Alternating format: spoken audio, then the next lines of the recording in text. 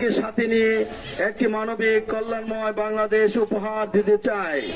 বাংলাদেশ জামাত ইসলামী দুর্নীতি মুক্ত একটি বাংলাদেশ উপহার দিতে চায়। বাংলাদেশ জামাত ইসলামী চাঁদাবাজি মুক্ত, সন্ত্রাসী মুক্ত একটি আধুনিক বাংলাদেশ উপহার দিতে চায়। বাংলাদেশ জামাত ইসলামী এদেশ থেকে মাদক রোধ করতে চায়, মাদক নির্মূল করতে চায়।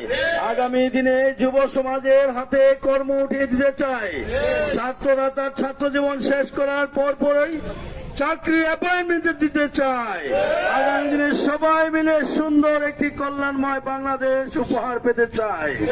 প্রিয় উপস্থিতি, আমরা ন্যায্যতার ভিত্তিতে ন্যায় ইনসাফের মাধ্যমে আগামী দিনে আল কোরআনকে আমরা জাতীয় সংসদে পাঠানোর মাধ্যমে বিশ্বনবী সাল্লাল্লাহু আলাইহি ওয়াসাল্লামের আদর্শের ভিত্তিতে একটি কল্যাণময় বাংলাদেশ পেতে চাই।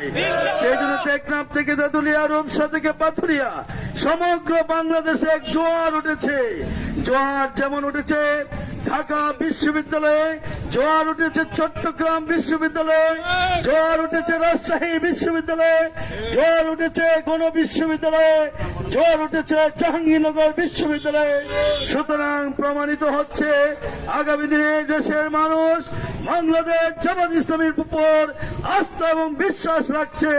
তাদের দ্বারা এই সততা, নৈতিকতা, দক্ষতা এবং জবাবদিহিমূলক একটি সরকার গঠিত হতে পারে, যে সরকার বুখানাঙ্গা মানুষের মুখে হাসি ফোটাতে পারে, এদেশের উন্নয়ন অগ্রগতিতে দায়িত্বহীন কণ্ঠে ঘোষণা দিয়ে তারা মানুষের পাশে দাঁড়াতে পারে।